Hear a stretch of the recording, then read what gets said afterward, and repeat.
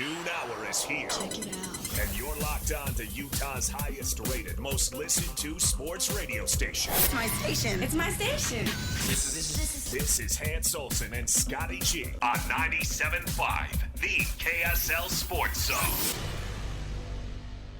Hey, let's get it, folks. Hans and Scotty, 97.5, the KSL Sports Zone.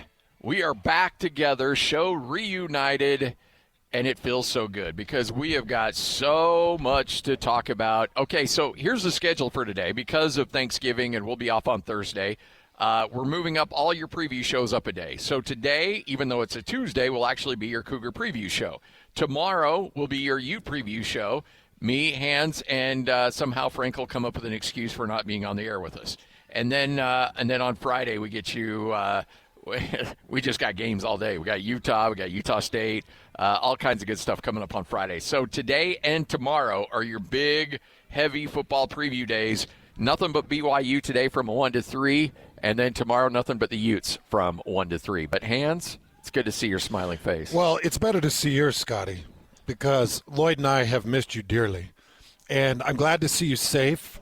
I'm glad to see you alive. And I'm actually glad to hear that you had an amazing weekend. I am like, there are certain places. You came back from that city in Oregon, and you're like, I love that place. You come back from New Smyrna every time, and you're like, every time I have a hard time getting on that plane to leave. And yep. I am telling you, Charleston is that city for me now. You found it? I found it. I found my home. History, beaches, weather. Now, I understand summers are miserable, but I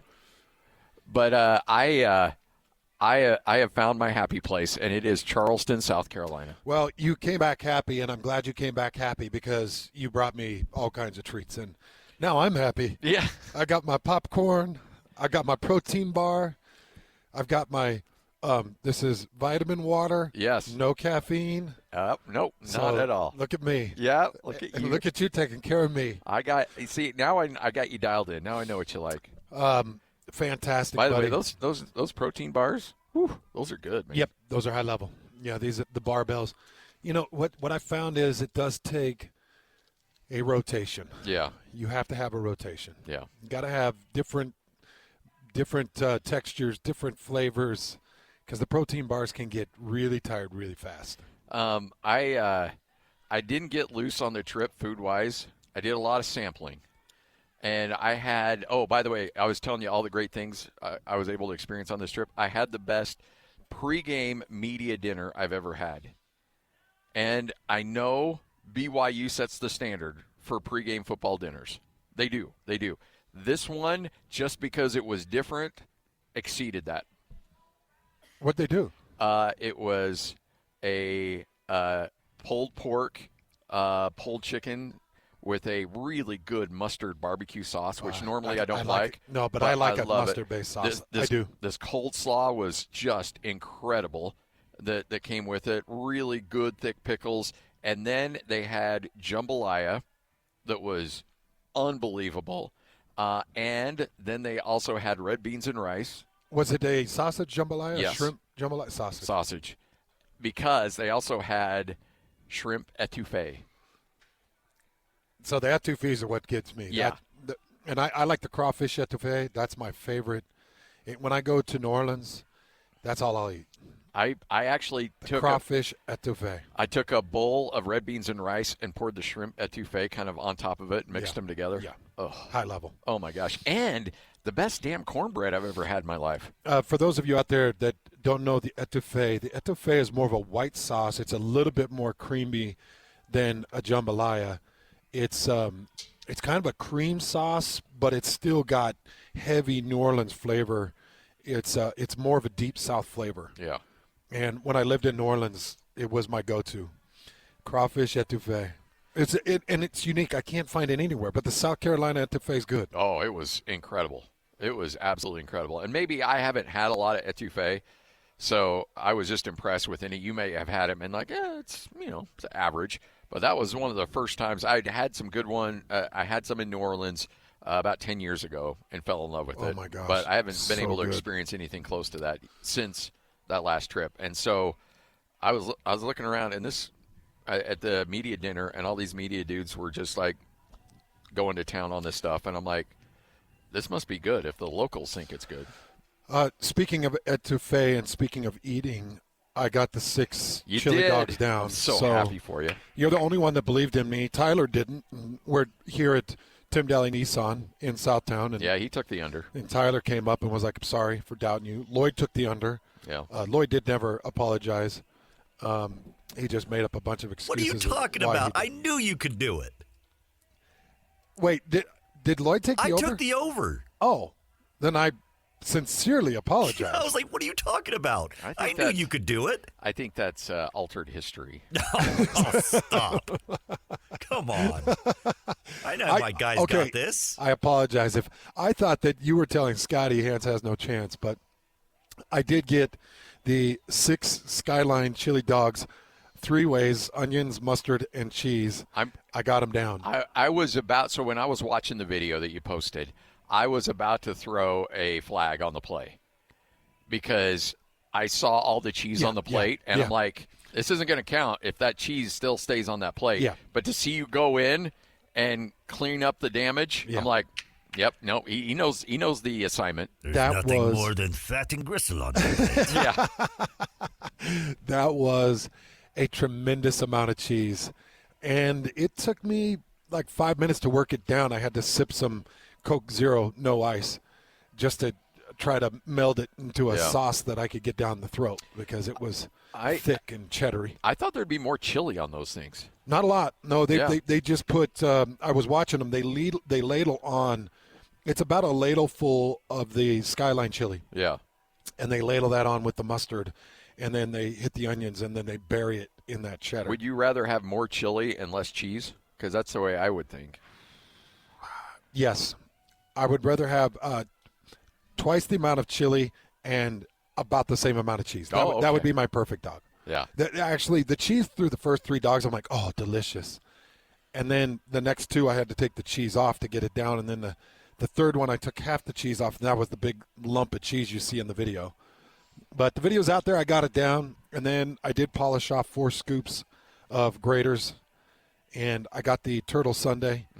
So they mix a butterscotch, a caramel, a hot fudge, and then they put all these fresh pecans in it, and they mix it, and they heat it up, and then they pour it all over these big scoops of ice cream. And I got the s'mores ice cream, really good, best s'mores ice cream I've had. It's a graham cracker cream base, and they've got these almost flat bars of a creamy fudge chocolate, and then whole marshmallows. And it's all mixed in there, and so you don't get the dryness of the graham cracker chunk because the graham cracker is the actual ice cream. It's just you get the creamy chocolate and the creamy marshmallow that kind of melds together, and it was great, man. Got the cookies and cream. Outside of that, Cincinnati can keep itself. Oh yeah, Cincinnati's not a great place. I'm really disappointed in their fans. I'm just getting to the point now where I'm going to these Big 12 stadiums, and I'm like, okay, what kind of personnel are we dealing with? Like, I go to Baylor, and I'm like, this is high-quality personnel. These are great people. Yes. I went to Texas when BYU played Texas at Longhorn Stadium. I was like, these are great people. They love their school, but, they're all high-fiving and high-ing, and, hey, welcome to Texas. And it was just a great deal. And you go in the stadium, and the Texas fans don't care about who you are. They just care about their Longhorns. Yeah. And I thought that they were great. Do you think that it has to do with the fact that BYU is now good? Like that first year, BYU wasn't that good. And now they've gotten to be good. They're the top of the conference. They're the second best team in the Big 12 right now, have a chance to punch their ticket. And you embarrassed Cincinnati. You embarrassed Colorado, where the 2 of the biggest chants happened. And if, let's say, you lost those 2 games, or you were down by the same amount that you were up, did the chants happen? I want to answer that. I can't answer it. You might be just a thorn in their foot, and they're trying. But when you and by the way, this isn't. I'm not condoning anything. No. I'm just trying you're just trying to figure out where it's coming from. When you stoop to that level, when you go that absurd, it's like it's more than a football game. Yeah. It's pure hatred. Oh, yeah, yeah. And, for those that aren't really aware about the church's foundation, it was in Ohio. Mm-hmm. Really the first temple, the first community, Joseph Smith and his kind of foundation, a lot of it was right there in Kirtland, Ohio. And it's got a very rich history, very rich church history in Ohio. And when you got those Cincinnati fans going crazy like that, and plus you got certain people in the stands, like there was a couple that had come from Michigan where the man drove his truck into the church and shot it up, and this couple has released a big statement about being there. They came to kind of get away from it and go cheer on those BYU Cougars. I just feel like it gets really personal. Yeah, I agree. And you think about the BYU fans that, they brought their kids, the BYU fans that come from that area. And when we were talking to Dan Horde in the pregame, I said, Dan, what do you love about the area? He said, I love that, we get people from Chicago that come down. We get people from Indy that come down. Because Cincinnati is so central, it's only a few-hour drive from Indy. It's only a 4 or 5 hour drive from Illinois. They're like, everybody can get there. And I think that's why there were so many members of the church and so many BYU fans. I just think so many surrounding areas had the ability to get into that game. And watching it get so vitriolic, just and you said, the students, it went beyond the students. Okay, when you see the you video, were there. Yeah. I think a lot of people are like, oh, just drunk students being drunk students. It was it got outside of the students, and the fans were getting into it as well. I do love to brush things off. I do. I like to let things fall off my shoulders. I like to say, hey, bygones be bygones. But we're in this strange world right now where religious persecution is just not okay. And we're starting to see hate crimes based off religion, including what happened in Michigan just months ago. And you're like, something's got to be done. I have not heard from the Big 12 offices yet. No, Cincinnati put their little boilerplate apology out there that everybody's using.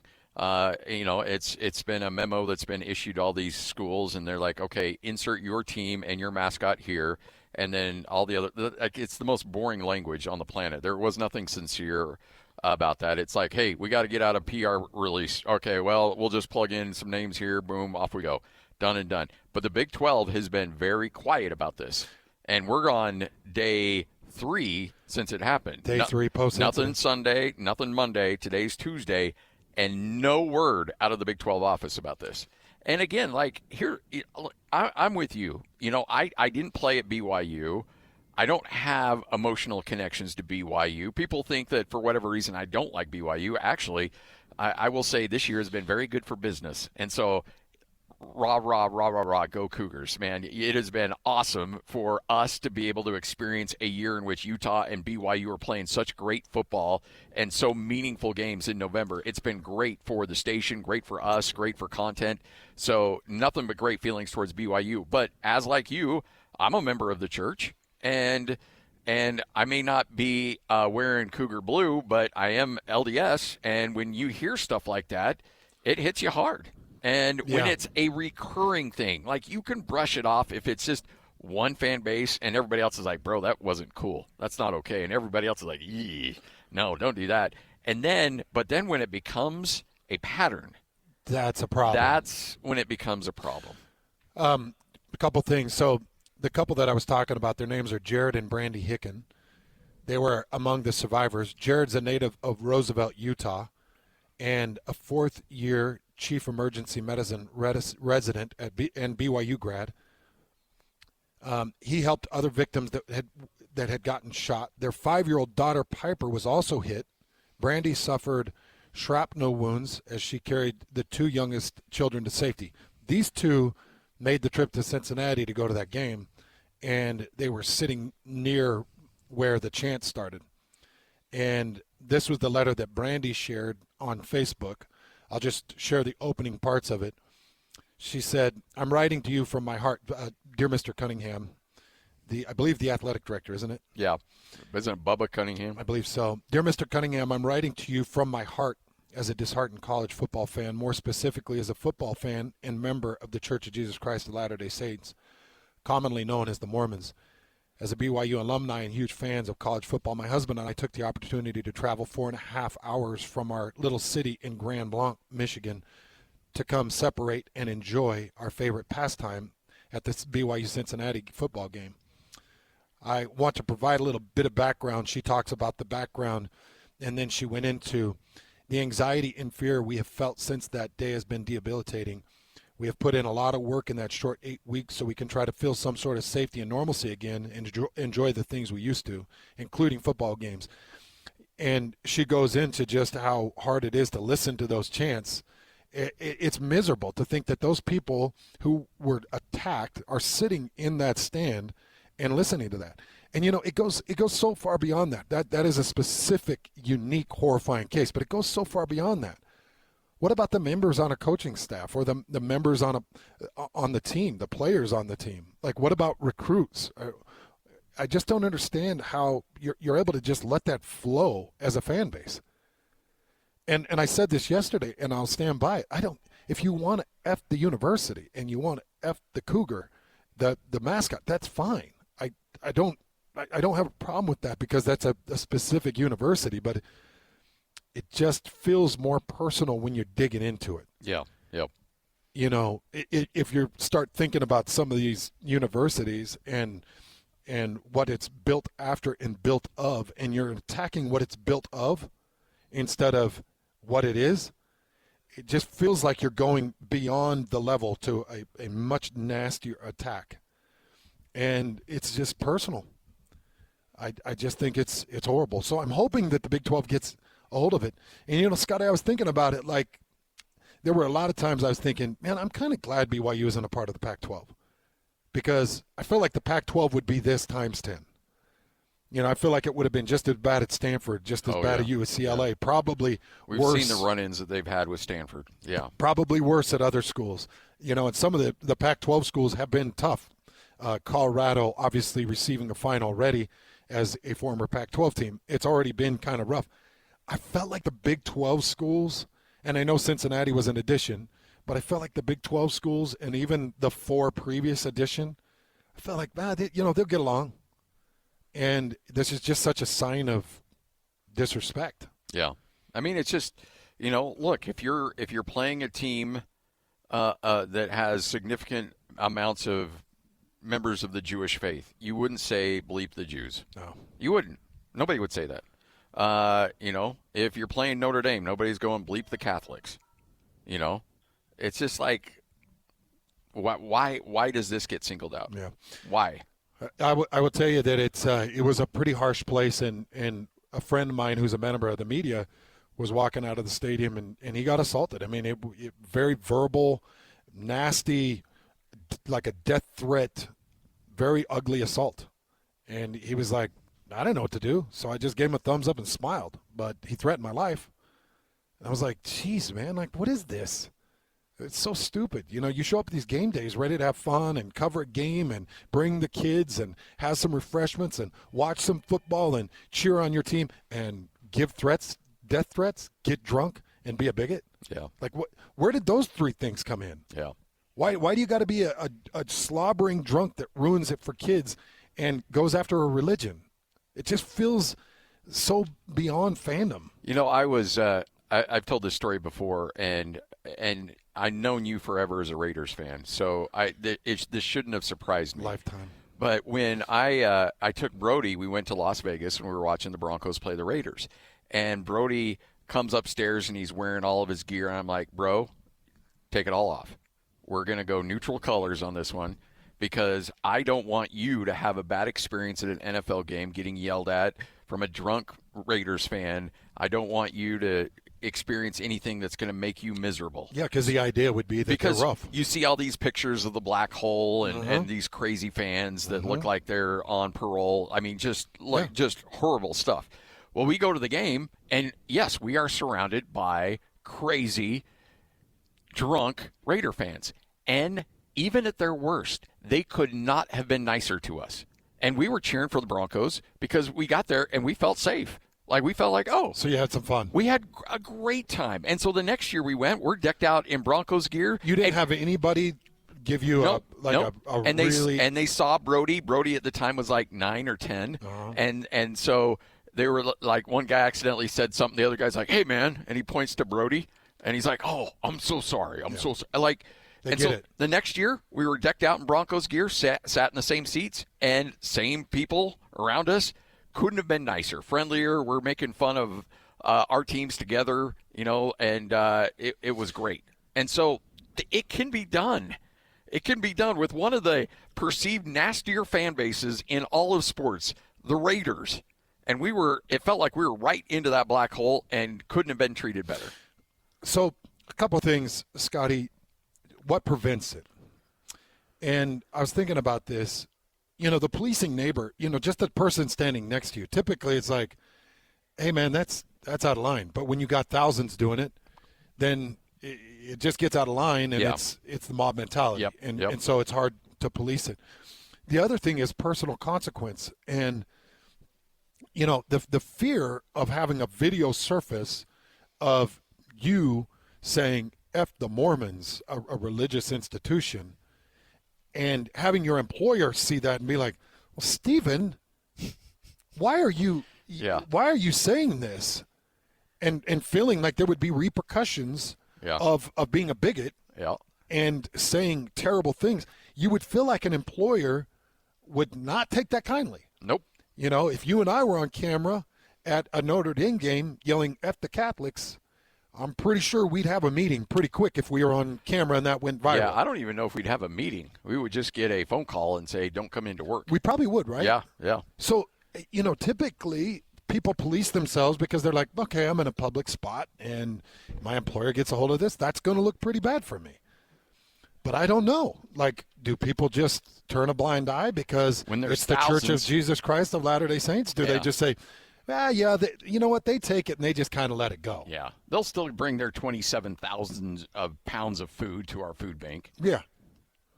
Is it just dismissed because we tend to be a more forgiving crew? Because we turn the other cheek? Yeah. I would hate that to be the case. I just think that there's a power in numbers. I don't know if one person individually would continue to do it if all of a sudden 5, 10, 20, 500 – 2,000 people join next to him, and then there's anonymity in numbers.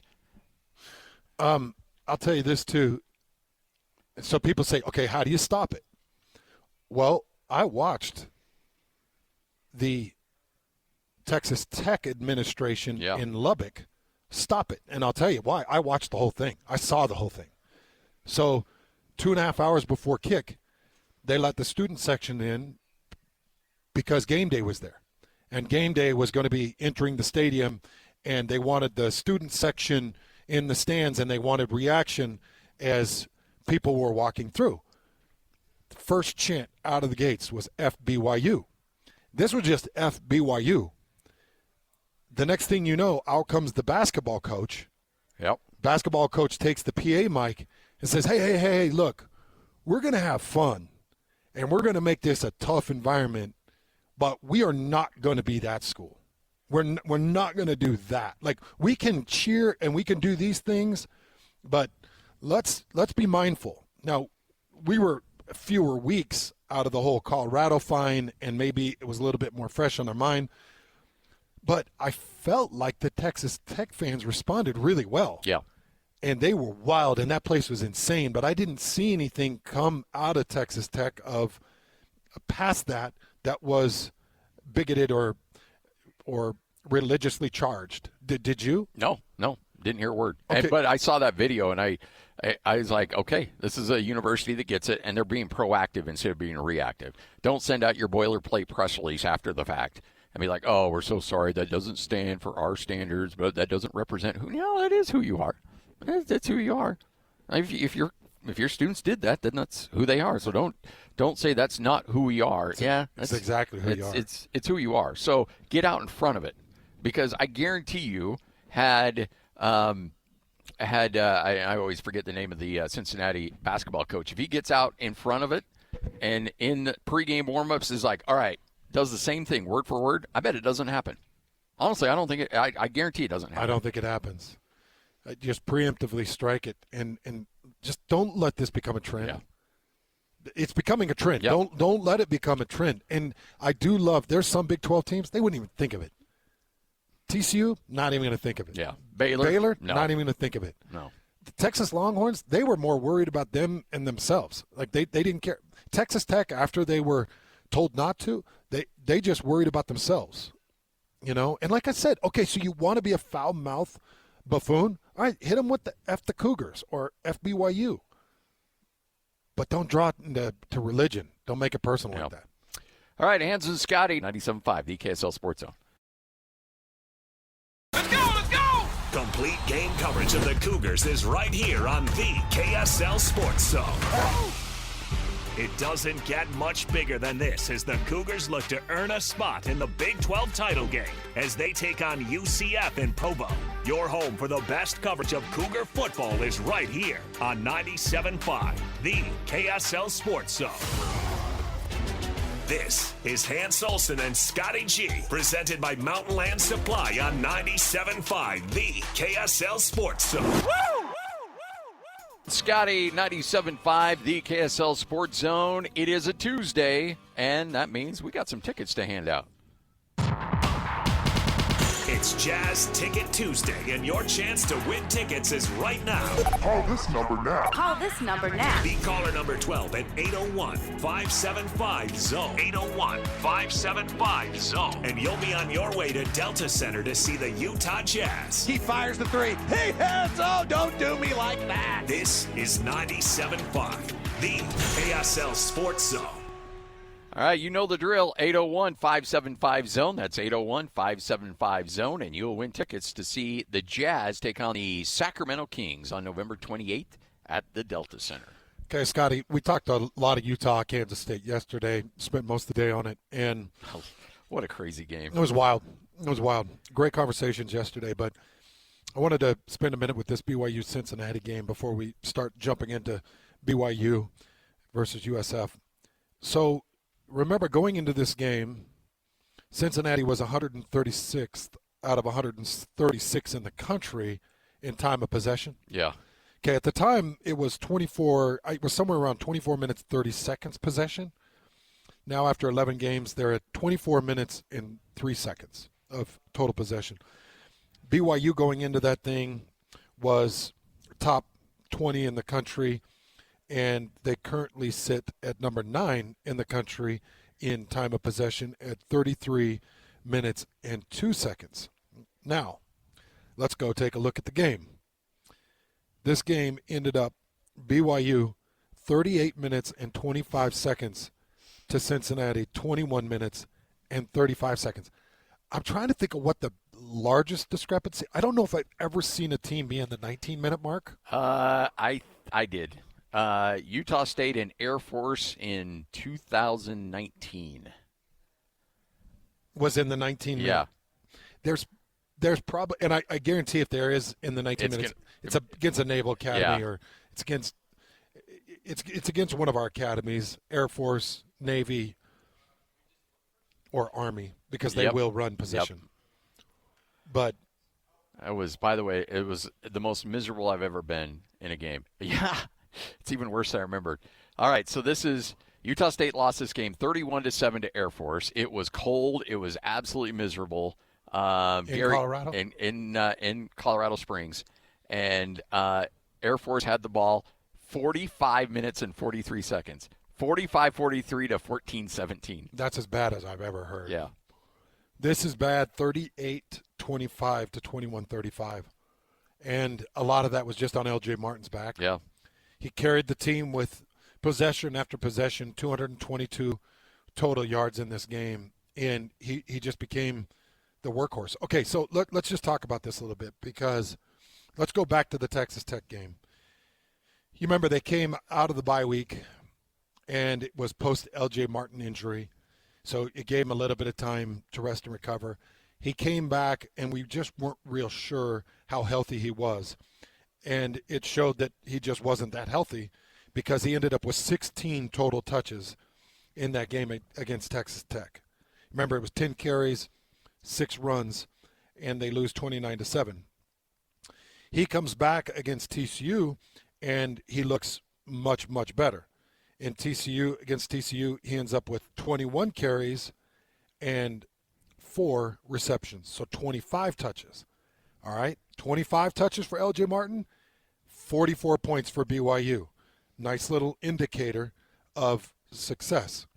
Then you leave that TCU game, you go into the Cincinnati game, and LJ Martin comes out of it with 32 carries and 3 receptions, 35 total touches for nearly 300 yards. It ended up being 266 yards of total offense for LJ Martin. And you end up with 26 points in the win. But more importantly, you look at the time of possession. Now, Cincinnati was already bad in time of possession going into that game, and you knew that was one area that you could hold it. But remember what my keys to the game were, and I put that key to the game up on Tuesday, and you and I went over it. It was BYU's ability to run against Cincinnati.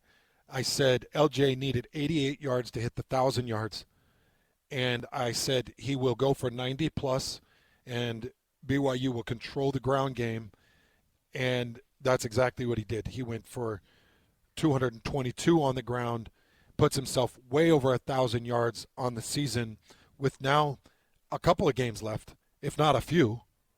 I mean, more than likely than not, you're looking at potentially 3 games. Yeah. Okay, so let's just think about this now, because LJ Martin, with that 222 yards, puts himself at 1,134 yards. 1,134. Let's just say he averages 150. That's way high. Let's say he averages 120. Yeah, I'll give you that. Yeah. Okay, that would be 360 yards.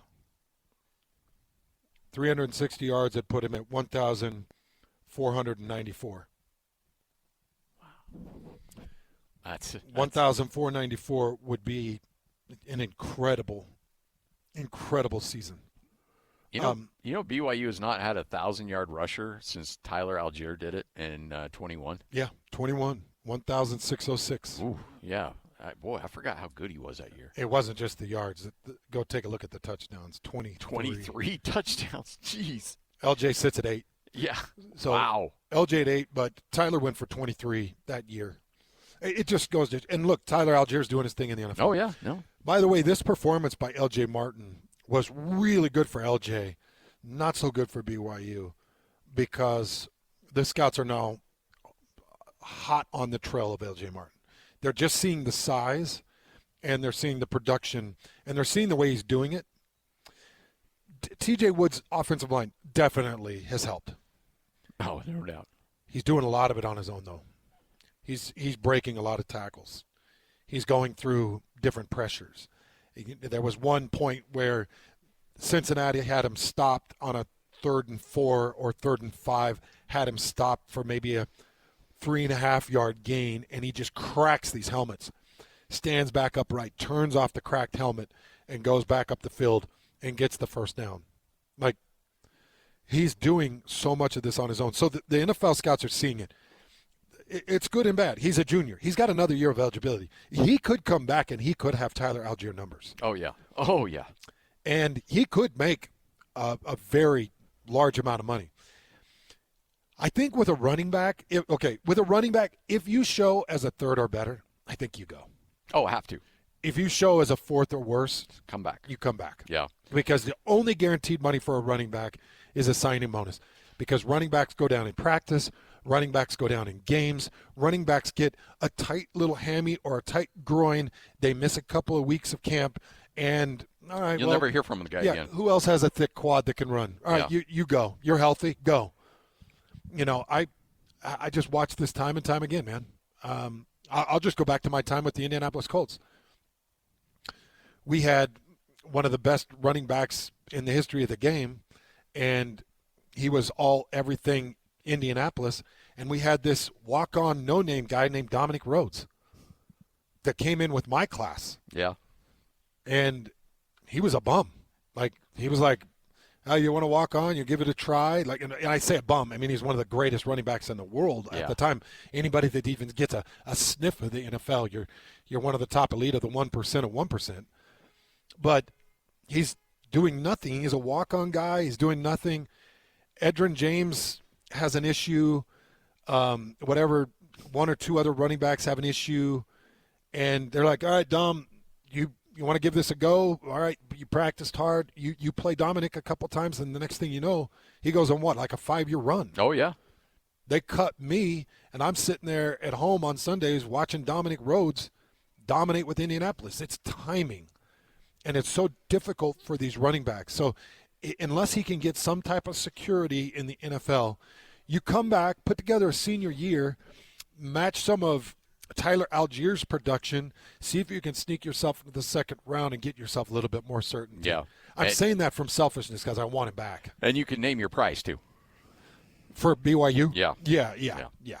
Hans and Scotty coming up next. What you may have missed right here on 97.5, the KSL Sports Zone. Nobody gets you ready for Utah football more than the KSL Sports Zone. Ready?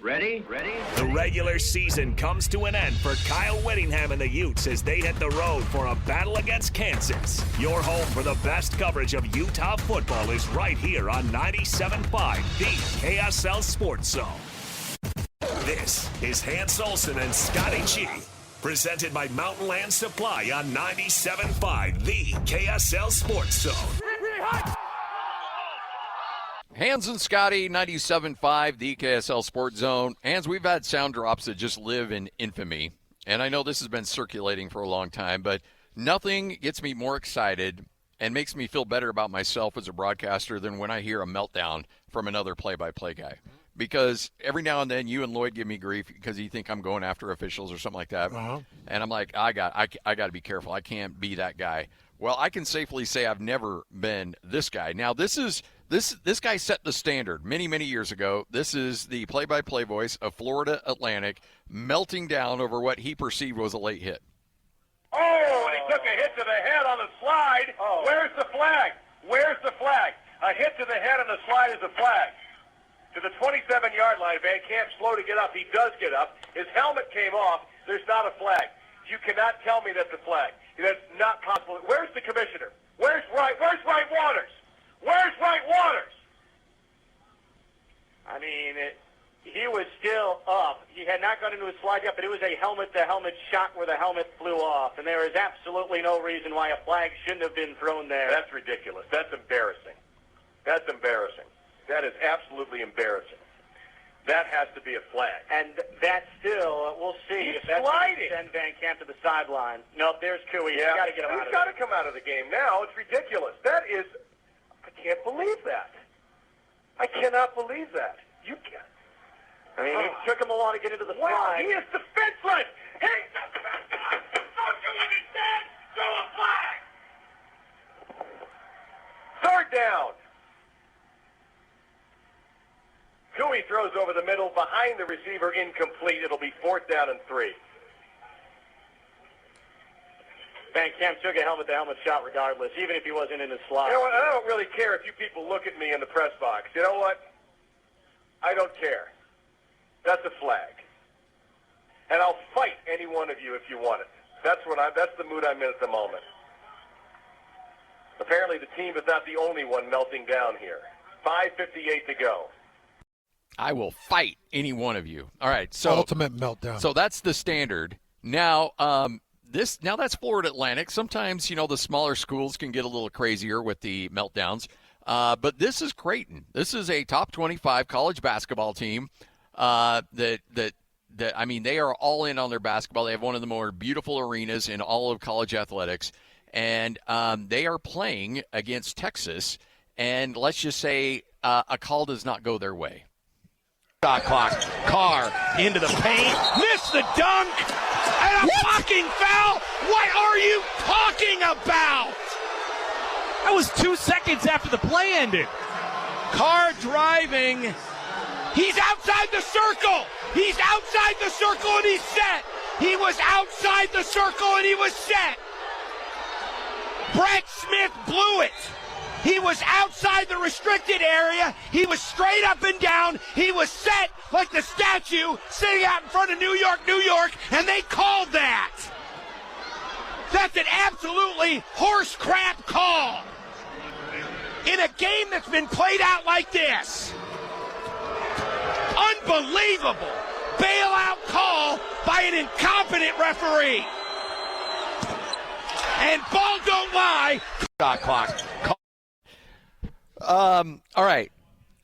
That was see, I think Wright Waters is still number one, but that's close. That's close. Wright Waters is still number one. Yeah. Because when you threaten to fight everybody in a press box, you've gone too far. So this is what makes me upset, because I'll let people behind the scenes. I have received a hand slap or two by the conference office, and since Utah State's leaving the Mountain West, I'll go ahead. I've received a little bit of like, hey, not okay. 2 times. One time, see, what they don't like is when you call out the officials by name. And that's where I think the Creighton guy might get himself in a little bit of trouble, because you can say that's a bad call, whatever, but when you actually point out the exact name of the guy, that gets you a little bit of trouble. And I did that once with an official, and I said his name, and I'm like, yeah, he comes over the bench looking like a tough guy wearing his medium uniform.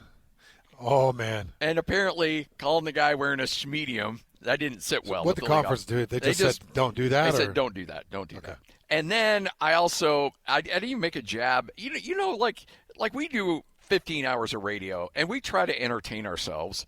And they were playing Wyoming in Logan, and I said, unfortunately, Wyoming's going to go out of Logan with a loss and have to return to Wyoming.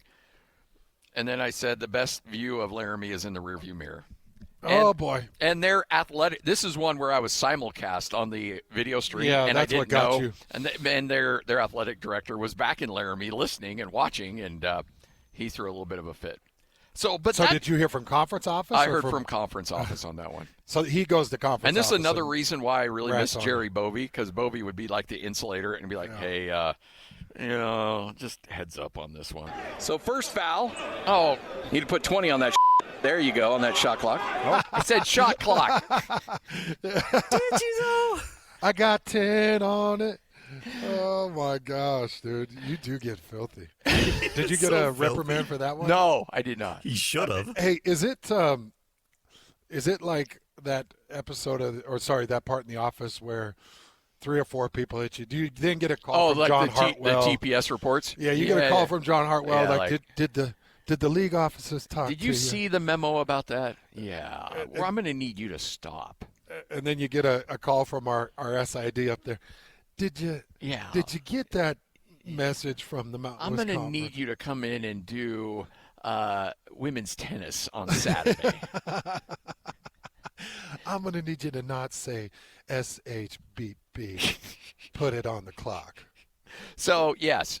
But that's the thing. Like, I make a little jab here and there, and I hear from a league office, they better throw the hammer down at that dude, because that's a crazy unprofessional. And I would understand getting yelled at for that, but I always get a little sensitive when I'm like, really? You guys are going to be offended by that little thing where you got other guys across the country dropping bombs like that? Well, if anything, it's entertaining. Have you heard Greg get close? Because Greg's pretty subtle with his jabs too. He'll get them in, but he's subtle with it. Greg is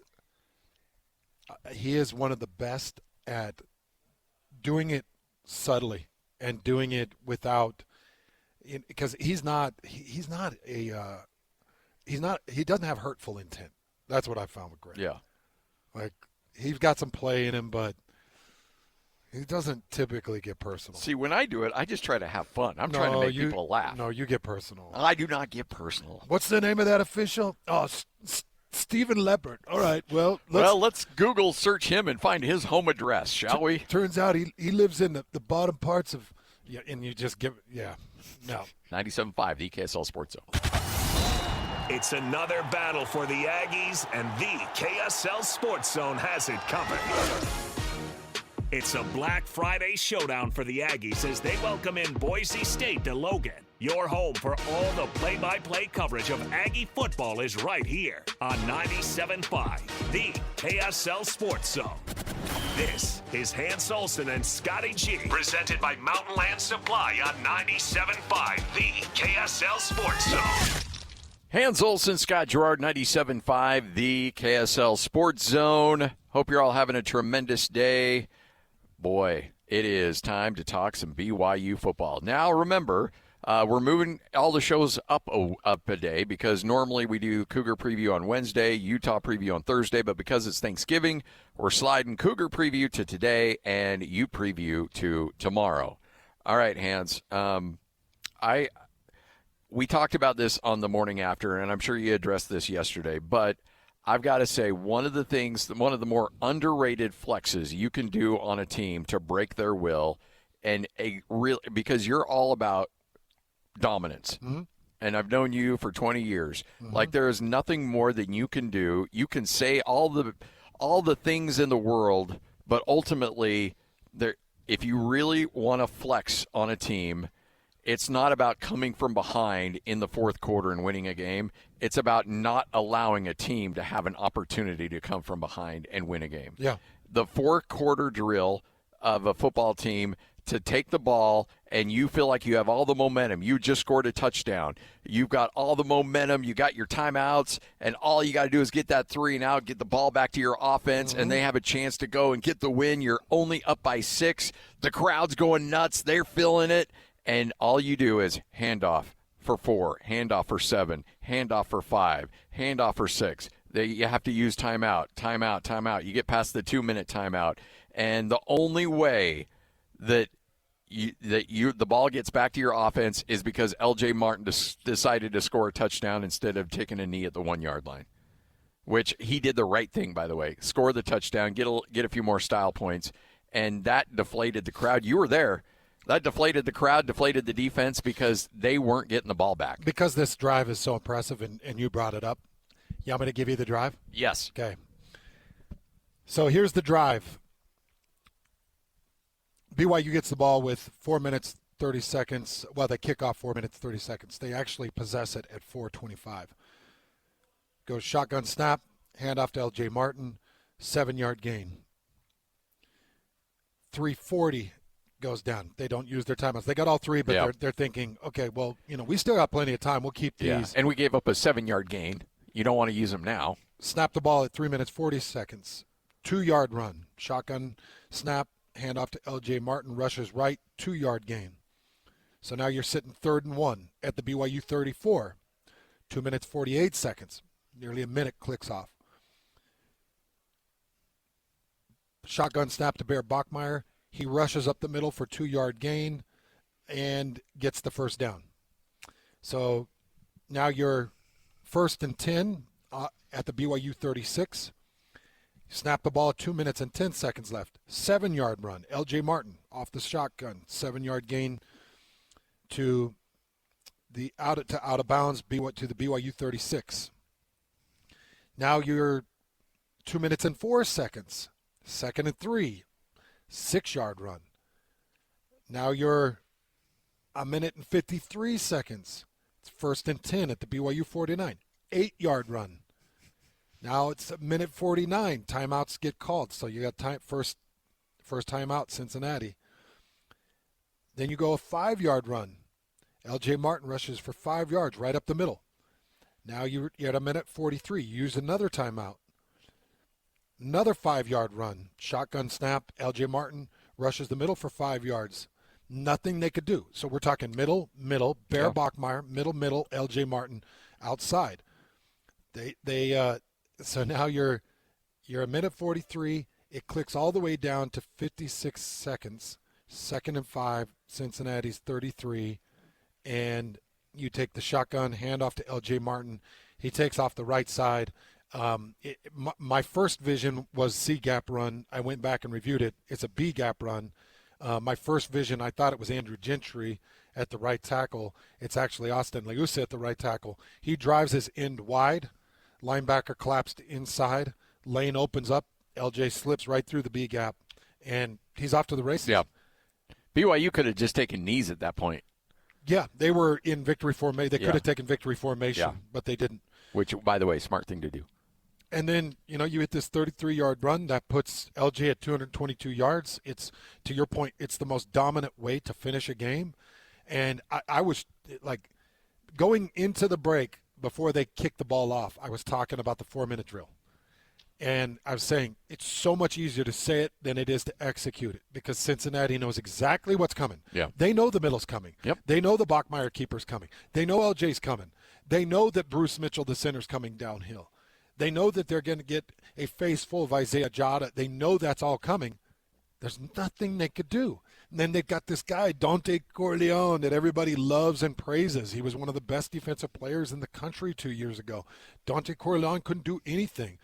They've got this Jalen Hunt, that number 90 that I talked about being better than Dante Corleone. Jalen Hunt couldn't do anything. They rotated in their 300-pounder in Isaiah Rodgers, number 55. They were trying to get him to stop anything. Nothing that they could do. And BYU just pushed them back. Okay, so this goes to my point. They in the game of basketball, they always say, live by the three, die by the three. If I were to create a basketball team, I would love a down-low presence. I'd love high efficiency at the rim. I'd love power basketball because it's something that I can rely on the most. I've got to wait for some guy to jack up 8 threes and maybe hit 2 or 3 of them. Maybe he has a bad night, goes 1 of 8. Yep. Maybe he has a really bad night and he goes 1 of 10 or 0 of 8. And my team's shot. If I got some big down-low presence that I know can dominate the paint, get really physical, draw the fouls, get to the line, hit some free throws, and I know I've got consistency, that's great. I think that the equal to that in football is a great run game and great defense. If I've got a great defense that's going to hold teams to, BYU right now is number 13 in the country, holding teams to 17.8 points per game. If I've got a defense that can hold teams under 20 points and I got a run game that can hold possession and keep my defense fresh, then I've got a championship-level football team. Now, if I can just mix and add a little bit of passing and play action and do some of those things, now I've got a national championship team. Yeah. And BYU's got to find a little bit more consistency. I only saw I say this, and then somebody's going to come back and be like, yes, they did it like 10 times. I think I only saw one deep, true play-action take where, Bear Bachmeier hunkers down on the play-action, drops his shoulder, drops back to the pocket, and hucks it over the top and kind of overthrew it. I think that was only one real deep shot. I think this is what I would do. I think against UCF, I run it 48 times. I try to get 300 yards on them. I hold possession. I'm hoping Enoch Nawahine or Javessa Damuni or Preston Rex or anybody can go and take those carries, pound, keep the possession, run the clock, get out of the UCF game with a 10-point win, and give Texas Tech this look like, okay, last time we played them, max protect, all downhill, number 4 didn't look overly healthy. The UCF games and Cincinnati games, boy, they went all run, heavy run. Number 4 looked better. UCF, there was some good rotation. And in their mind, they're just calculating gaps. They're calculating runs. They're calculating max protect. And they're not calculating for the unexpected. And I think when you go into that championship game, you get that rematch against Texas Tech, all that film, and then the game you played against them, it's all like eating like an unsalted butter. It's like boiled chicken without any salt. It's bland. Yeah. And it's so vanilla. And you look at it and you're almost starting to fall asleep while you're watching film because you're like, okay, combo block by number 55 and number 63, man on by number 75. Okay. And it's just you start to fall asleep. If you can catch them in that lull. It's what the Utes did to Alabama in the Sugar Bowl. Get them sleeping, and then come out and just show them a whole different look. Mm-hmm. Because if you think you're going to go into Arlington and you're going to do what you tried to do the first time, it will be the same outcome. They're that good. It's going to have to be off the charts creative. But you've got this TCU film, you've got this Cincinnati film, you've got this great defense, great run game. Lean into it on UCF and get ready to be creative against Texas Tech if you get back there. I just love, just to circle back to that drive, I love watching those so much. I don't care who it is when you're able to do that, because so often we see teams give up the 3 and out, which, by the way, all the time. It's what Kansas State did. Kansas State was mowing up and down the field against Utah. Utah scored the touchdown, and they needed to get the 3 and out. What did they do? They got the 3 and out and got off the field. And offensive coordinators sometimes— that was a big moment, by the way. It was. That was bigger than the interception to finish it, I think. Yeah, I agreed 100%. You had to have time to be able to go down and score. And offensive coordinators, sometimes they spend so much time game planning and putting in the plays and like, okay, we're going to get them with this.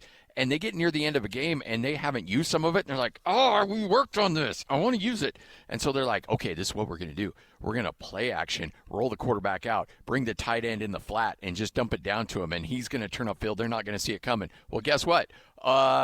They did follow the tight end, and you threw an incomplete, and the pass and the stop. Or the quarterback had to eat it and took a 5-yard sack. Now you're 2nd and 15, and they use a timeout and have stopped the clock. Or the tight end didn't know where he was at and accidentally went out of bounds after a 3-yard gain and stopped the clock. And now you're like, they didn't have to use a timeout. The fact is, they're like, BYU's like, no, we don't have to do any of that. Aaron Roderick didn't get cute at all. He's like, no, guess what? We think we're better. Even though they know what's going to come, they're going to put 8 in the box. Doesn't matter. We're not even going to run a dopey fly sweep. We're not going to do any of this stuff. We're just going to go bam, bam, bam, bam. Yeah, you can't stop it. In that 4-minute drill. Yeah. Exactly. And That's can't exactly do anything. Everything was in between tackles. Everything was downhill. Nothing was to the outsides. Yeah. And I know BYU fans get critical of Roderick because they're like, man, why does he go to the outside screen? Why does he go to the fly sweep? Why does he? You have to go to those things. You've got to be able to spread a defense out a little bit. In the 4-minute drill, by the way, that Cincinnati defensive line at that point had been on the field for approximately 34 minutes. Yeah. That offense did not take any time off the clock. That defensive front was on the field for about 34 minutes because they ended up, 38 minutes of possession time? Yeah. Okay. They'd been on the field for 34 minutes. They're breathing, they're huffing and puffing, they're bent at the waist. Aaron Roderick's in the booth looking at it like, geez, every time they're giving up this combo, they're not pushing through the double. We're able to get to second level. Why do anything else? Just keep it misdirected. We'll give them a couple of because I think 2 of them were a counter look offside pulls just to keep it a little bit fresh. But everything was inside the A or B gaps. I loved it. Absolutely loved it. Even the touchdown and sometimes because I didn't have a replay, I wish that I could go back and be like, no, it's not the C gap. It just the way he widened, it looked like the C gap. And Leusa had taken the D end out so far, I thought it was a tight end running an outside linebacker. And my eyes saw the hit. It is actually the B gap. Did they not give you a monitor? No. I hate stadiums that don't do that. No, the monitor was too high. You one of those that's straight above your head. Yeah, like what are we even doing here? So I didn't have any replay. Yeah, that's stupid. Yeah, it's a bummer. Yeah, that sucks. But I thought that was only a Mountain West thing. I didn't know that would bleed into the Big 12. It's happened a few times. But Hans and Scotty. I did want to tease this. Yes. Somebody showed up big in this game. I'm going to tell you who showed up big in this game against Cincinnati and what needs to happen with this individual coming up this week. Love it. We'll do that next. Hans and Scotty, 97.5, the KSL Sports Zone. Let's go! Complete game coverage of the Cougars is right here on the KSL Sports Zone. It doesn't get much bigger than this as the Cougars look to earn a spot in the Big 12 title game as they take on UCF in Provo. Your home for the best coverage of Cougar football is right here on 97.5, the KSL Sports Zone.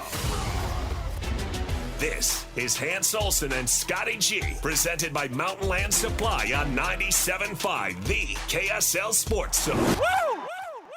Hans and Scotty, 97.5, the KSL Sports Zone. We are live here at Tim Daly Nissan Southtown. Tyler and his crew. All right, so here's the thing. You come by, you grab a Frontier, or you grab a Pathfinder, and Tyler will send you to Arlington, Texas. Yeah. It's by the Frontier and go to Arlington, or by the Pathfinder, go to Arlington. Yep. So if you're a Cougar fan, take advantage of it. If you're not a Cougar fan, you're like, well, I don't really want to go to Arlington, then he'll just give you the cash value of it. Yeah.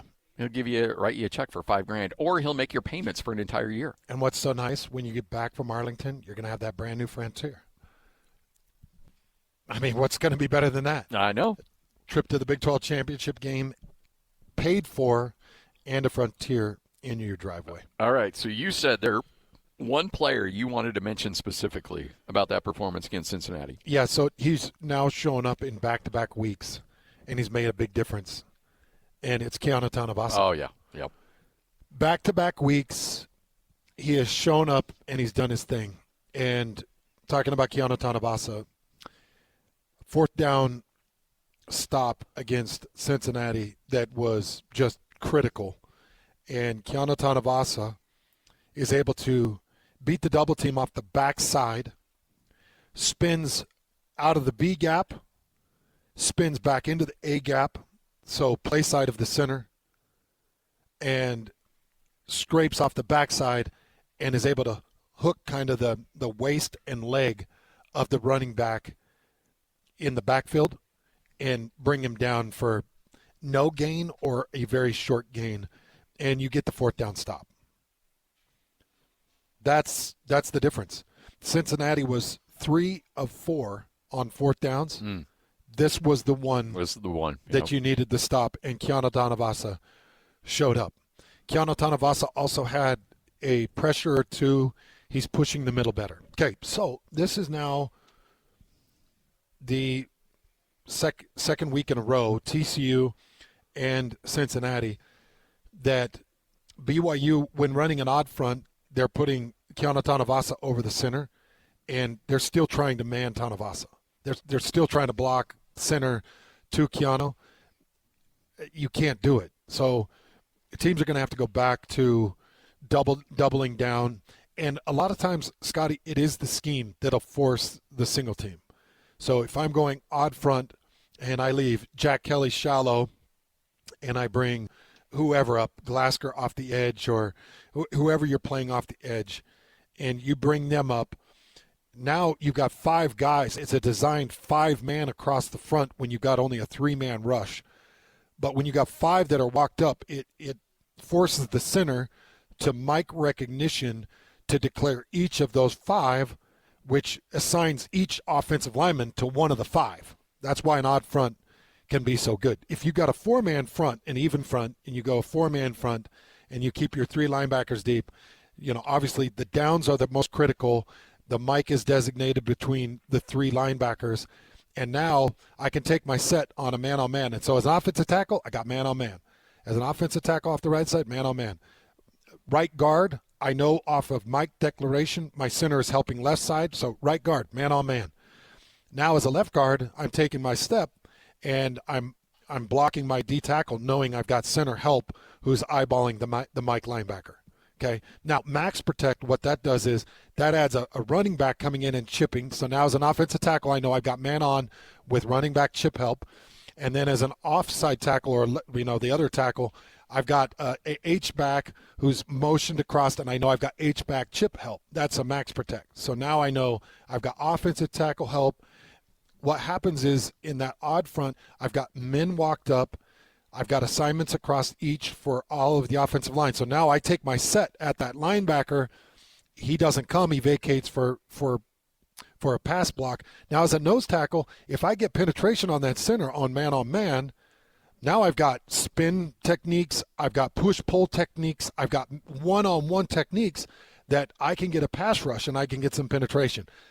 That's a long, detailed explanation of what's happening with Keanu Tanuvasa. He's getting a lot of man-on-man looks, one-on-ones, and he's beating them. He's beating them with spin moves, push-pulls. He had the one sack that he had last week against TCU. He had a man-on-man look. He went to the push-pull with the arm over and got the sack. In this particular fourth down stop, It was he had B gap responsibility. He had a combo design, spins off of the B gap, combo design back into the backside of the play and makes that tackle. Like that's what you got to get from Keanu Tanuvasa. Yeah. Yep. If he does this against USF, then the next thing you know, you're like, geez, he was worth every penny. Oh, yeah. And some. If you go into that Texas Tech game and you're liking the odd front and you like finding ways to get Keanu Tanuvasa a one-on-one, well, the next thing you know, now they're calling protections to a mic that forces a double team to Keanu Tanuvasa. That frees up somebody. Now somebody's got to do something. John Tamaprio, he's got to do something. You bring Bodie Schoonover in to a 3 technique knowing that they're going to go to the minus technique or the 1 technique where Keanu Tanuvasa is. Now you're telling Bodie Schoonover, if you get the one-on-one, you got to press the middle. You got to get penetration. Hit your best pass rush move and go get it. So you're seeing that growth from that defensive line. And Keanu's really been the key to it over the last 2 games. It's been so good. So good. That 4th and 1, though, just an incredible stop. Incredible stop, a big momentum shift. Is there – I mean – you know, there are certain things that may not necessarily show up as a big moment in terms of momentum, but there are very few things that switch momentum in a game than a 4th and 1 stop. Like, when that defense comes up and gets a stop, ooh, boy, you can feel it on a sideline. I just don't – I think a 4th down stop for me as a defensive player – short of a pick 6 or a scoop and score. Yeah. So, like if you just go interception or you go fumble recovery, I'm taking a 4th down stop as far as momentum over a fumble recovery or an interception. Yep. But scoop and score, maybe a block punt too. Those seem to really swing a game. But block punts are huge, but there's very few things that can generate the momentum like a stop. Hans and Scotty, we're live here at Tim Daly Nissan Southtown. Real easy to find just west of I-15. Come on by, hang out, and incredible savings right now on these Nissans. Tyler's going to make your payments for an entire year, but it's only going to happen at this dealership. You call any other Nissan dealership and say, hey, I want you to make my payment for an entire year. I want you to send me to Arlington. They're going to be like, no, we don't do that here. Well, guess what? They do it here. Tim Daly, Nissan Southtown, 97.5, the KSL Sports Zone. It's another battle for the Aggies, and the KSL Sports Zone has it covered. It's a Black Friday showdown for the Aggies as they welcome in Boise State to Logan. Your home for all the play-by-play coverage of Aggie football is right here on 97.5, the KSL Sports Zone. This is Hans Olsen and Scotty G, presented by Mountain Land Supply on 97.5, the KSL Sports Zone. Hans and Scotty, 97.5, the KSL Sports Zone. It is your Cougar preview show right here on the Zone. Coming up next, you'll hear from the play-by-play voice of UCF as the Cougars look to stay with just that one loss in conference, and it all comes down to just one game. You win, you're in the Big 12 title game. It's that simple. 2 quick points. We got Marc Daniels, play-by-play voice of UCF. He's going to be coming up at 2:05, so stay tuned for that. We'll get into some UCF talk. But, you just think about where BYU currently stands, what the AP did, what the CFP is going to potentially do. Yeah. My feeling is they probably leave you at 11, and you just don't see a lot of movement. Even though you get a good road win over a good Cincinnati team, you add another win over a team with a winning record on the road. You just can't continue to stack those. I don't know how much it's going to help you, but I'm expecting to be let down by the CFP coming up tonight. And then a really quick Chase Roberts thought and update. You don't need him against UCF. Just get by UCF. Like I said, pound the rock. Don't get cute and creative.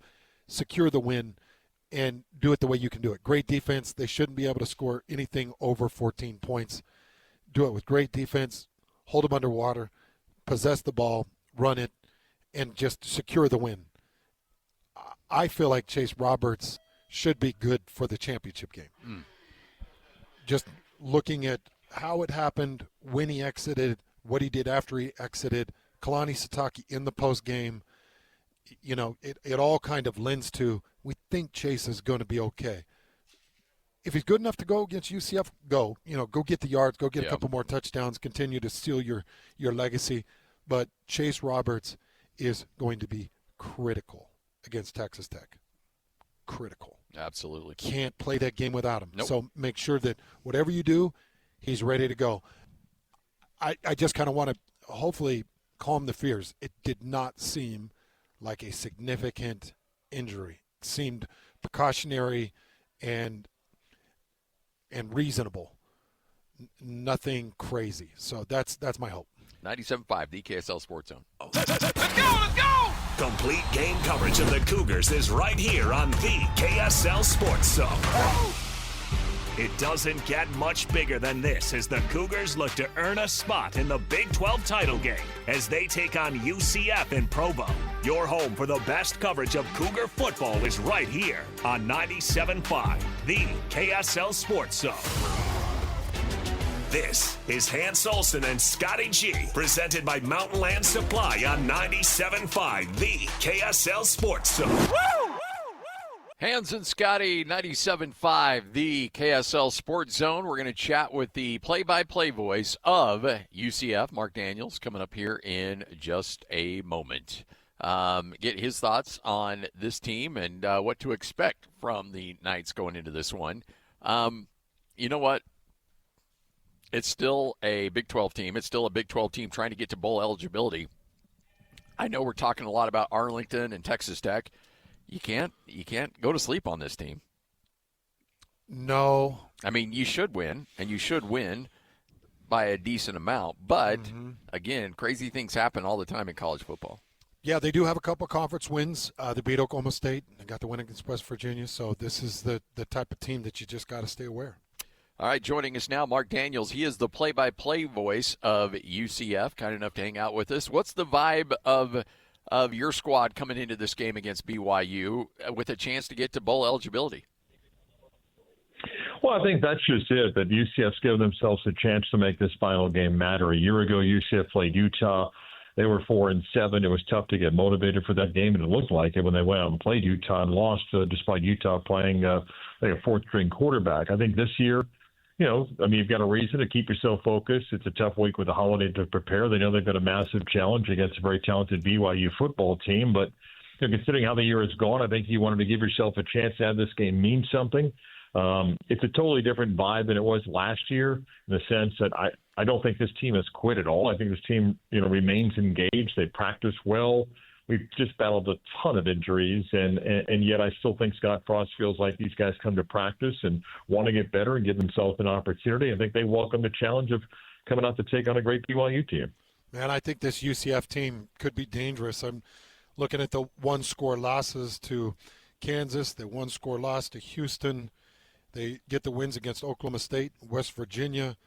It does feel like they've still got more to give. I want to talk a little bit about the quarterback situation. Talk about Taven Jackson and talk about Fancher, because I watched a game with Fancher that I really liked him, tough-nosed kid against Cincinnati. But talk about the quarterback situation, what BYU fans should expect at LaVell Edwards Stadium coming up this weekend. Yeah, guys, it's been hard because, I think Scott Frost's first year, you'd like to have identified somebody and have that quarterback take you through the season. And if it was a guy that had eligibility left and be in a good spot for the second year. But we've been banged up all year at quarterback from the first game of the year where Cam Fancher got hurt. And Taven maybe was the guy that they had hoped would win the job in the fall camp and then came in for Cam Fancher. Then he got hurt. Jakari Brown's a kid that has been here now for a couple of years. He was at Miami. He's been hurt. So we're down to two quarterbacks. And Taven Jackson's on 100%. He's played with a hamstring injury and a shoulder injury. He fractured a couple of ribs in the game against Cincinnati, fought through it. So, he's been tough, but it's hard. He's got limited mobility simply because of the hamstring injury. Davie Belfort's a backup quarterback, a redshirt freshman, very limited experience. So we're challenged at quarterback. You've got to keep your quarterback healthy. You can't run him as much as maybe you'd like to simply because you don't have any experience behind him. That's been a trickle-down effect on the rest of the offense. Our starting center is out and has missed the last 2 games. He'll miss Saturday's game. That has a trickle-down effect as well. We've had a guard that's out for the year. So those things add up. Got our starting running back, Miles Montgomery, back. He wasn't 100% last week, probably won't be 100% this week. So, if I had a guess of Scott Frost's offense, of how much of his offense is actually being used, I don't even know if it's a third. I think that he's been somewhat conservative in the play calling this year because inconsistent play quarterback and injury is a massive part of it. When Scott Frost returns to Central Florida, when a guy leaves and, there's the thought you can't go home again, but he does, and it seems to be very happy with his return to UCF. Was that something that the fan base rallied around pretty quickly, too, when he became available? Yeah, I think, it was 2 years, but it was a memorable last season for Scott, his second year when the team went undefeated. And then it wasn't anything UCF did wrong. There was just a different situation for him. And then the stars kind of aligned. I've said it before. Gus Malzahn's a good man, good coach. It just didn't work at UCF. There were several things that came into play. When the job opened up, there were several worthy candidates.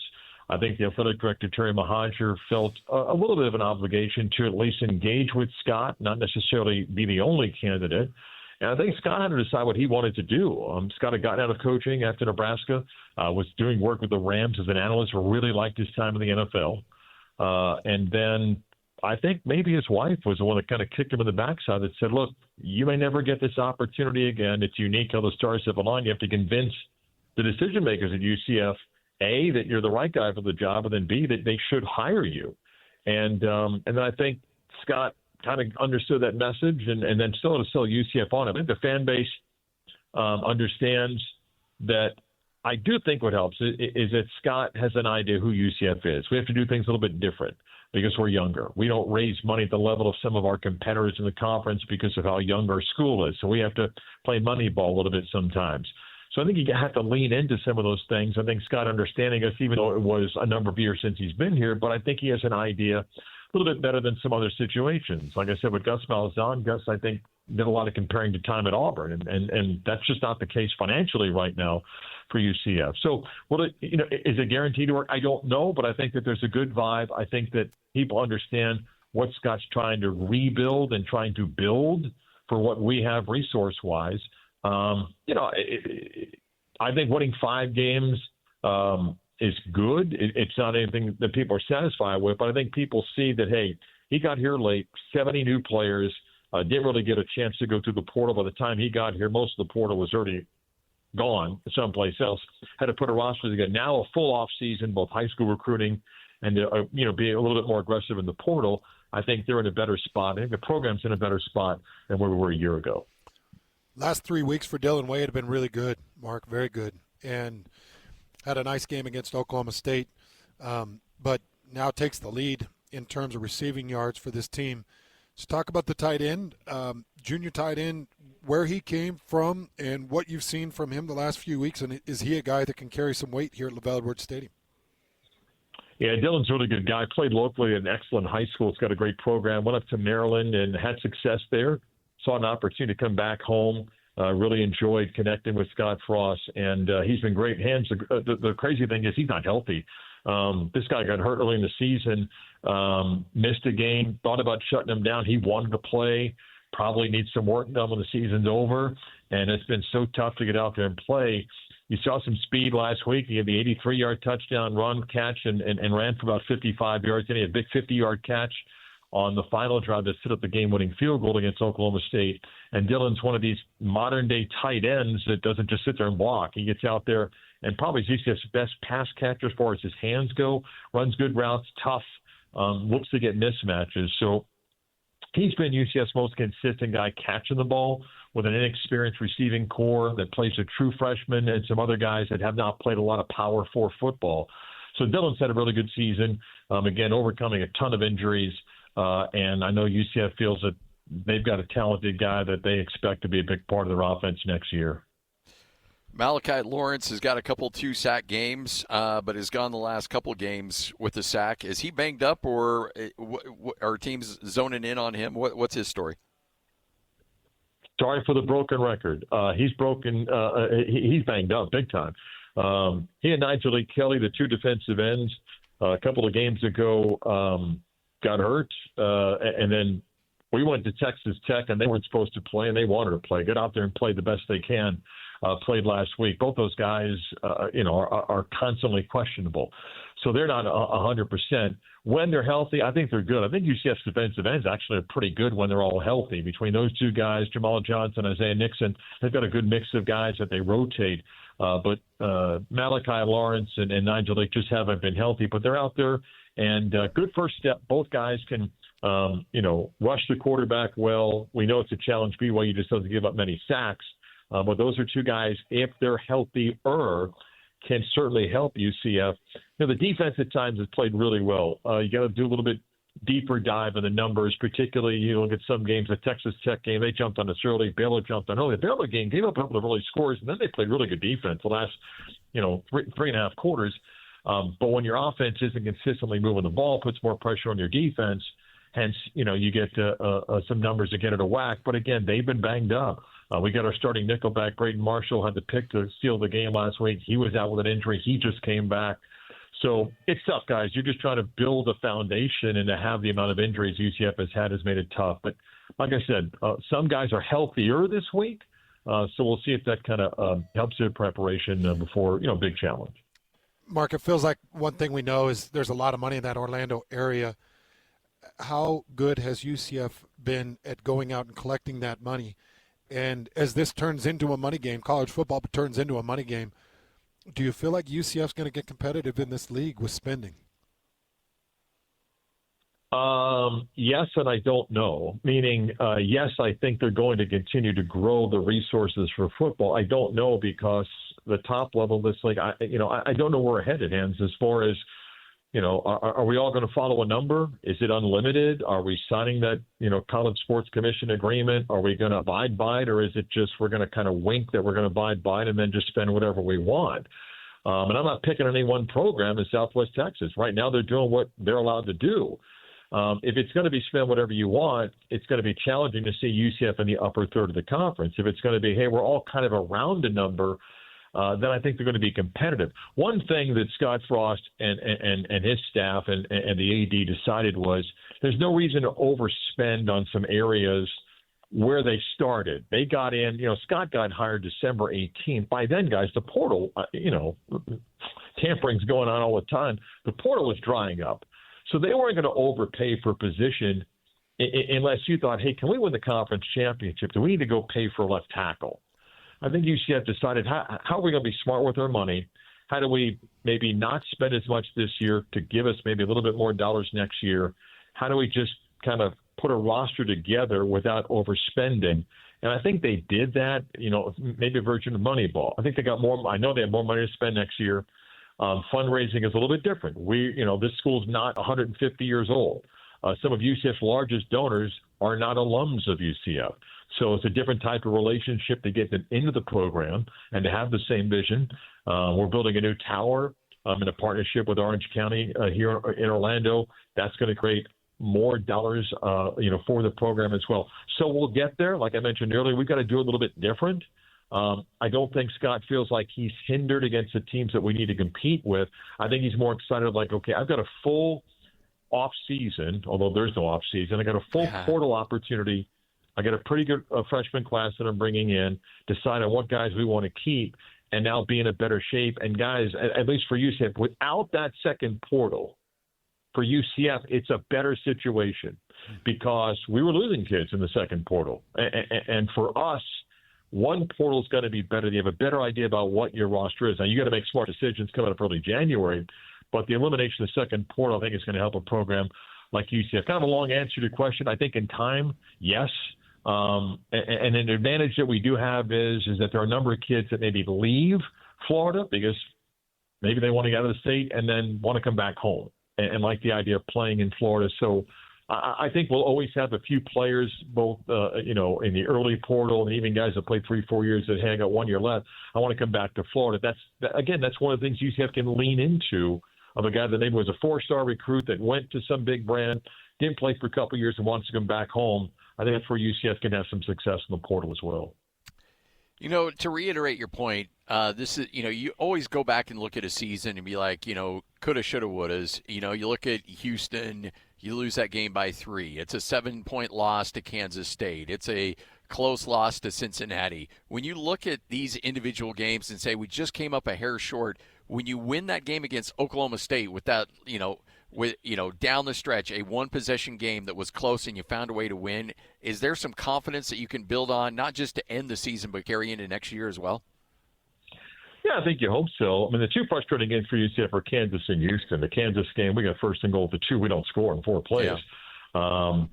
That's the game that UCF should have won. The Houston football game probably should have won as well. If you win one of them, you got 6 wins. You go into a bowl, and you feel great about yourself. I think UCF can build some momentum. They want to be competitive and give themselves a chance this week against BYU. They know it's a massive challenge, but I think that Scott Frost feels like the players that they hope can come back, that they see what they're doing, they kind of get an idea about the picture. I think Scott's a great people person in being a straight shooter with players, and a lot of guys are excited about where the program's at. And there are some similarities to Scott's first year in 2016. We were winless in 2015. The team went 6-7 in 2016, got to a bowl game, and the next year were undefeated. Doesn't mean UCF's going undefeated next year, but I think that transition year and then getting a core group of guys that say, we're the foundation, we've been part of this transition and building something, I think they feel pretty good about some of the core guys that they're going to bring back. And guys, that 2016 team, Mackenzie Milton is the hero at UCF for the undefeated season in 17. When he left after the bowl game, he was thinking about transferring back to Hawaii. He didn't like it. His teammates at times didn't like him, and he wasn't sure to come back. And Scott Frost told Mackenzie Milton, I can't convince you to come back. You have to want to come back, and you're going to have to win them over as a leader. I can't tell them to accept you as a leader. And, who knows if he doesn't come back. So sometimes you got to be lucky as well. Well, Mark, I'm sure excited to get you here in Provo. When we get you down here, let's get you a flavor of Provo. And we've got a great Polynesian culture and community here in Provo. So I'm going to send you out to the Hungry Hawaiian. Get out to the Hungry Hawaiian in Provo and get that chicken katsu. They got an amazing sauce. They serve it with a couple of big scoops of rice, some mac and cheese, some mac salad. And or you could go with the combo plate. Their Kahlua pork is delicious. But let's get you a taste of Provo here. So if I just drop your name, it's best table and everything, right? I mean, no questions asked. I just drop your name and that's it, right? They clear out the center table for us. Or they charge you extra and escort you out the building. Yeah. Right?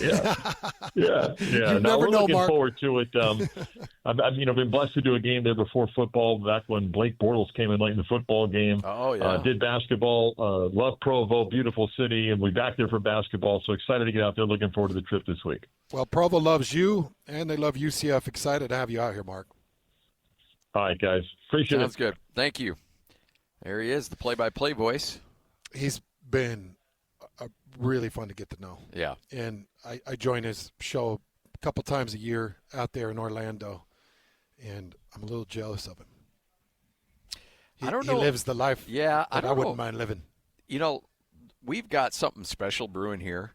With obviously Utah and BYU having tremendous football seasons, an NHL team that just put it on Vegas. Oh, Mr. Cooley. Yes. Thank you for your four goals, no big deal.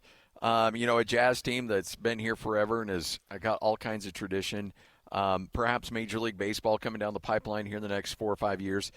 It just, when you think of Orlando, like what jumps out at you in terms of sports?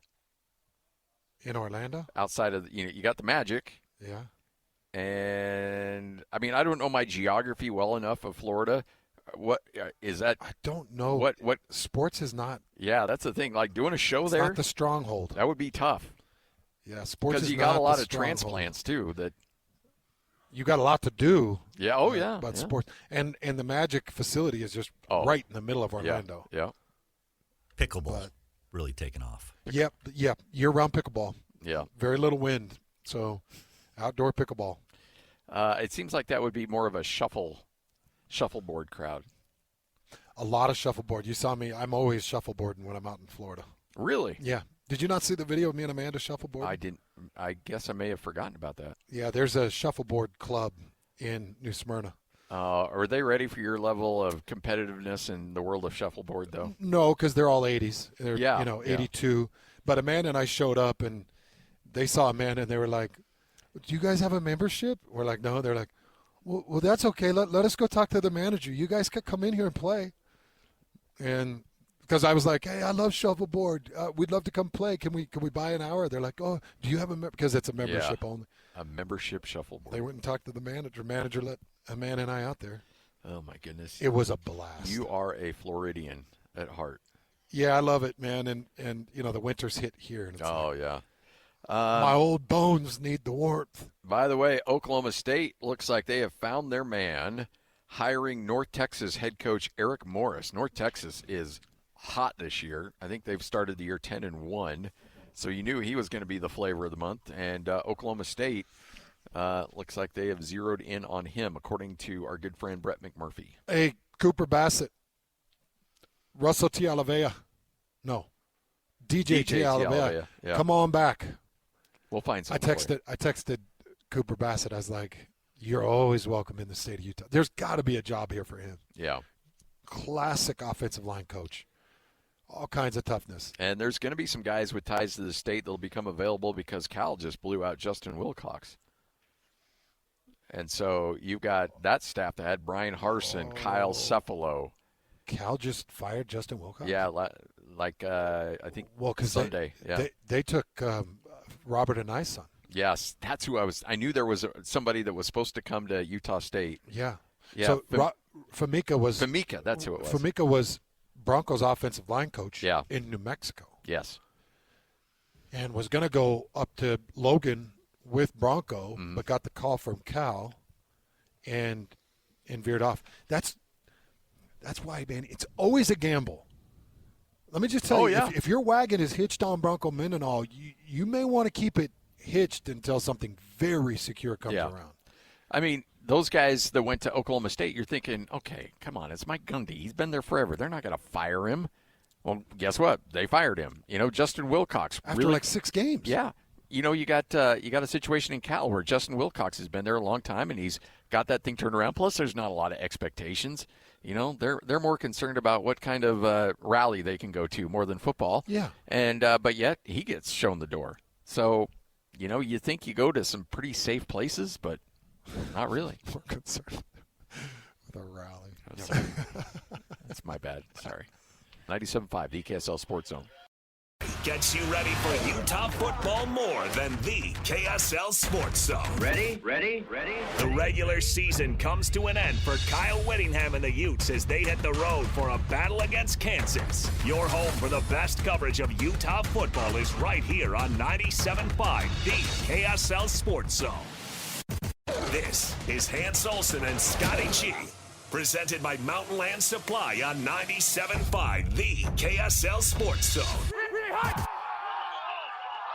Hans and Scotty, 97.5, the KSL Sports Zone. All right, we continue on getting you ready for BYU and UCF, your Cougar preview show, but it is also a Tuesday, which means we've got some tickets to hand out. It's Jazz Ticket Tuesday, and your chance to win tickets is right now. Call this number now. Be caller number 12 at 801-575-ZONE. 801-575-ZONE. And you'll be on your way to Delta Center to see the Utah Jazz. He fires the three. Hey, hands, don't do me like that. This is 97.5, the KSL Sports Zone. There you go. Caller number 12 right now, 801-575-ZONE. That's 801-575-ZONE, and you'll win a pair of tickets. See the Jazz and the Kings coming up on Friday, November 28th. Day after Thanksgiving. What better way to enjoy that than watching the Jazz and Sacramento go toe-to-toe at Delta Center? Hey, can I – oh, man, I always wade into troubled waters, but I want to clarify something for people.— Because I think people have they've got maybe a misunderstanding of what a Gator roll is. Yeah. Oh, yeah. I think that's great. Okay. Let's do that. Okay, because you're seeing BYU and Utah fans go back and forth with these plays where defenders are grabbing the leg and spinning. Mm-hmm. And you saw it on Saturday. I believe it was Cabella that grabbed the leg and spun, and it caused the fumble. Glasgow scooped it up. By the way, idiot officials. Yeah. Just idiots. You're in the open field. The ball comes out of the ball carrier's hand, and there's an idea. Maybe this is a fumble. You let the play out, and then you go to the review. You don't blow the whistle, end it, and then go to the review and overturn it. Yes, 1,000%. And that sucks because that's kind of the standard. Glasgow had the scoop and score, but these idiot officials wanting to look good in front of Cincinnati fans, they blow the whistle. Anyways, they go back, and it was close. Yeah. First view, I thought, he's down. Even through the replay, I'm like, oh, man, there might not be enough there to overturn it because if he's got the palm still on the tip of that ball and it hasn't jostled in the fingertips, even though it came off the forearm, they might not overturn that.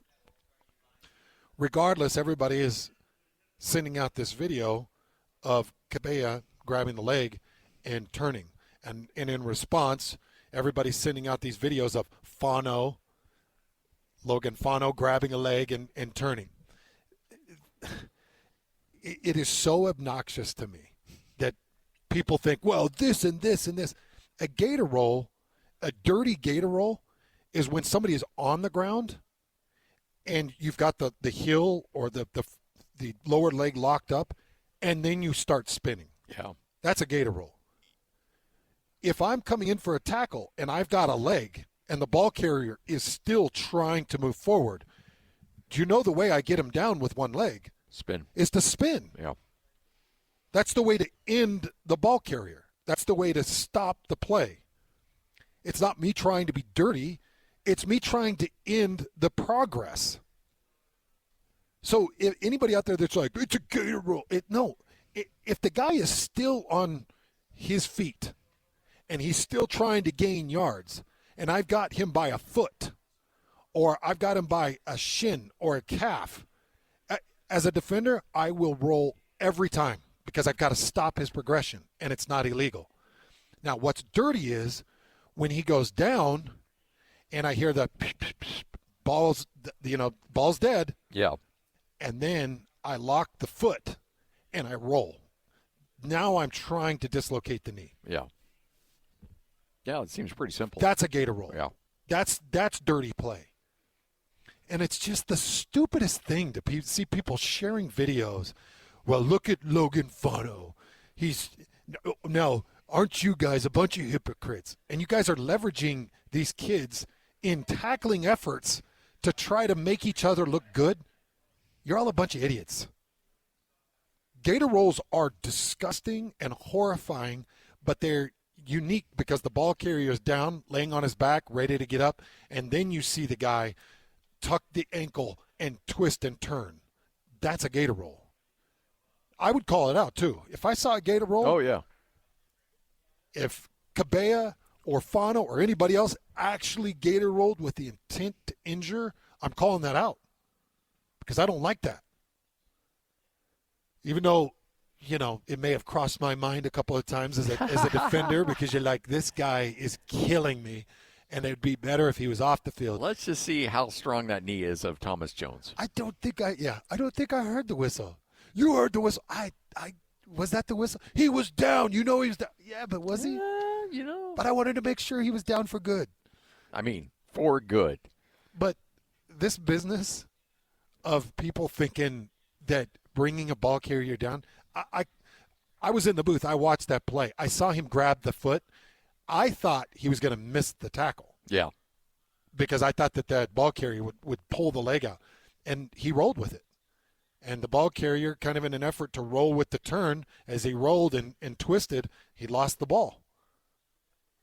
And that's a big win by Cabella. But back to your original point, too, on it, if officials, and I know I've talked to enough officials, they're actually told, now that you have the comfort of replay behind you, let the play go on, and we can always blow the whistle, or we can always bring the play back, but it's hard to project what would happen in the future. That's why all these players are always told, make a clear recovery. And so you may think that the play's over and the ball's on the ground and you see guys jumping on it, and you're like, what are you doing?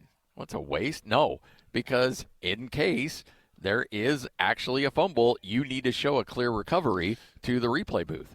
And so a lot of guys will be jumping on random footballs just to say, okay, well, just in case, I'm going to make sure. And so BYU did the right thing, but because they blew the whistle too early, you're right, kept a touchdown off the board. So stupid.